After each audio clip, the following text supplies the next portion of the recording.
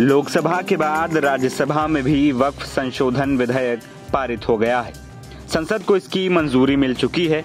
इस विधेयक के सत्ता पक्ष फायदे गिना रहा है तो विपक्ष दोनों सदनों में इस बिल का खूब विरोध कर रहा है और सरकार पर निशाना साध रहा है। इस कड़ी में समाजवादी पार्टी के मुखिया अखिलेश यादव पहले ही लोकसभा में इसका खुलकर विरोध कर चुके हैं। तो अब वक्फ बिल को लेकर पहली बार बसपा सुप्रीमो मायावती की भी प्रतिक्रिया आई है।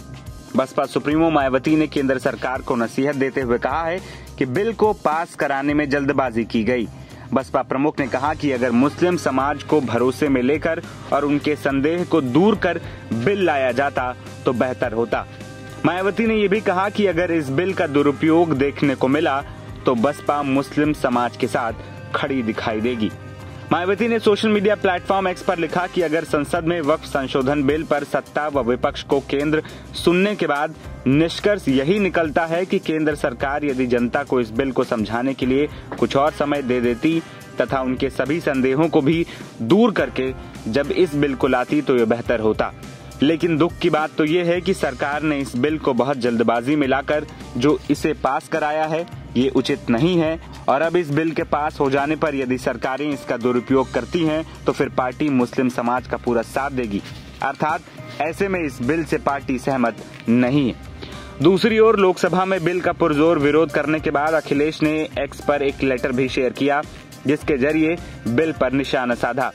अखिलेश ने इस लेटर में कहा कि भाजपा नोटबंदी, जीएसटी, मंदी, महंगाई, बेरोजगारी, बेकारी, भूखमरी, बिजली, पानी, स्वास्थ्य, शिक्षा और आवास जैसी समस्याएं सुलझा नहीं पा रही है, इसलिए ध्यान भटकाने के लिए वक्फ बिल लाई है। सरकार गारंटी दे कि वक्फ की जमीन कभी भी किसी भी पैंतरेबाजी से किसी और मकसद के लिए किसी और को नहीं दी जाएगी।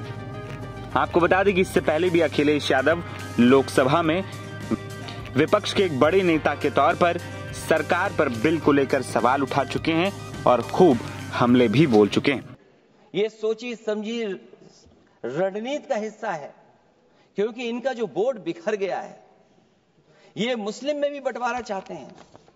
मुस्लिम इस्लाम धर्म में कहीं बंटवारा नजर नहीं आता है, लेकिन इनकी कोशिश है कि इस बिल के माध्यम से हम मुस्लिम भाईचारा में भी बंटवारा करते हैं। बंटवारा तो पीडीए करेगा। अभी आपको बता दें कि गुरुवार को 13 घंटे की लंबी बहस के बाद राज्यसभा से भी वक्फ संशोधन बिल पास कर दिया गया।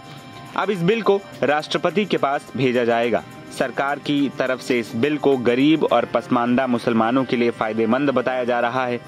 वही महिलाओं की हिस्सेदारी की भी बात कही जा रही है, तो विपक्ष इसका पूरा विरोध कर रहा है और इसे असंवैधानिक करार दिया गया है। एनबीटी ऑनलाइन की रिपोर्ट।